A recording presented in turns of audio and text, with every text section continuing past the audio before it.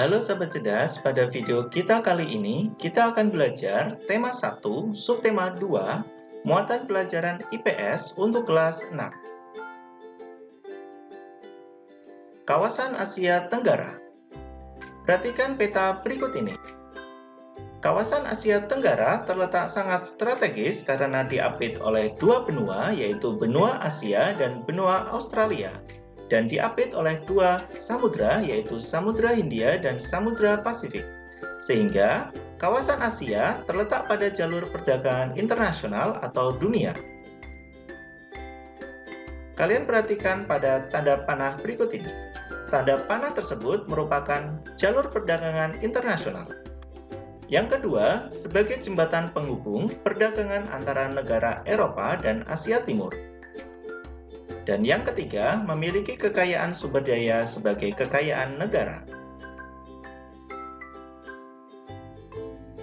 Potensi dan kegiatan ekonomi negara-negara anggota ASEAN.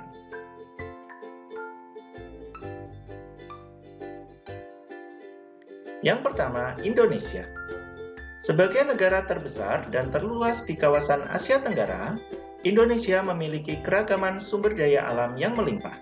Selain sebagai negara maritim, Indonesia juga dikenal sebagai negara agraris karena sebagian besar penduduknya bermata pencaharian sebagai petani. Banyak sumber daya alam yang melimpah baik tambang maupun kelautan. Saat ini, Indonesia mengekspor minyak, gas alam, tekstil, serta produk dari kayu. Pertambangan menjadi salah satu pintu masuk investor atau pengusaha asing ke Indonesia. Keindahan alam dan peninggalan sejarah menjadi daya tarik dan sumber devisa dari sektor pariwisata. Yang kedua, Brunei Darussalam. Brunei Darussalam termasuk salah satu negara kaya di Asia Tenggara. Brunei terkenal dengan kegiatan industri, pengolahan minyak bumi, dan gas alam. Hal ini menyebabkan rakyat Brunei tidak dipungut pajak penghasilan. Pemerintah Brunei juga tidak memungut biaya pendidikan maupun kesehatan. Selain terkenal sebagai negara penghasil minyak bumi dan gas alam, Brunei juga memiliki potensi kegiatan wisata alam dan budaya, misalnya Taman Nasional Ulu Temburong. Yang ketiga, Singapura. Singapura tidak memiliki kegiatan pertambangan dan pertanian seperti negara-negara ASEAN lainnya karena keterbatasan wilayah yang dimiliki. Meskipun Singapura memiliki keterbatasan wilayah, Singapura menjadi negara termaju di Asia Tenggara. Singapura menjadi negara dengan pendapatan per kapita tertinggi di Asia Tenggara. Hal ini dikarenakan letak Singapura yang sangat strategis. Saat ini, Singapura menjadi transit teramai di ASEAN. Sebagian besar penduduknya bekerja di bidang industri, perdagangan, dan jasa. Yang keempat, Myanmar.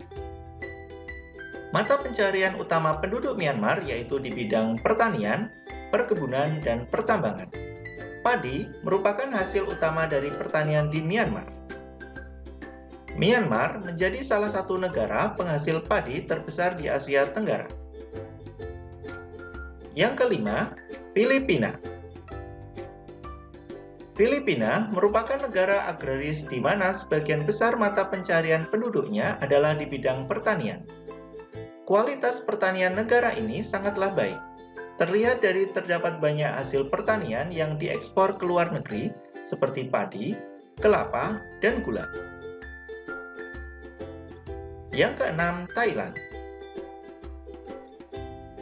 Thailand merupakan negara yang dijuluki sebagai lumbung padi Asia Tenggara.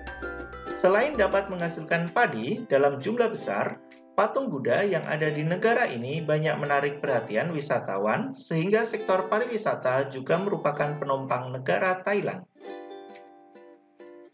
Yang ketujuh, Vietnam. Mayoritas penduduk Vietnam bekerja di sektor pertanian dengan hasil utamanya adalah padi. Komoditas pertambangan Vietnam menghasilkan biji besi, emas, timah, seng, dan fosfat. Hasil hutan diantaranya kina, bambu, dan kayu manis.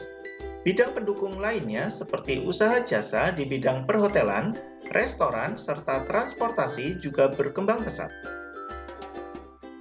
Yang kedelapan, Kamboja.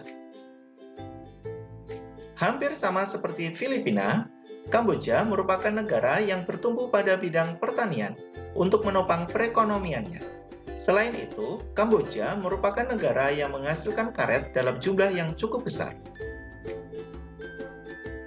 Yang kesembilan yaitu Laos. Laos dan Kamboja merupakan dua negara yang dilalui oleh Sungai Mekong. Di kawasan sekitar sungai tersebut terdapat banyak lahan pertanian. Selain dalam bidang pertanian, emas dan tambang tembaga juga merupakan sumber perekonomian Laos. Yang ke-10, Malaysia. Kegiatan ekonomi utama penduduk Malaysia adalah bertani. Namun demikian, Malaysia merupakan negara yang banyak melakukan ekspor internasional untuk produk peralatan listrik serta bahan dan produk kimia. Peralatan elektronik, minyak, dan gas alam diekspor ke negara lain. Produk dari kayu, minyak sawit, karet, tekstil, sepatu, dan bahan kimia diperdagangkan di dunia internasional. Demikian video pembelajaran kita kali ini, semoga bermanfaat. Sekian dan terima kasih.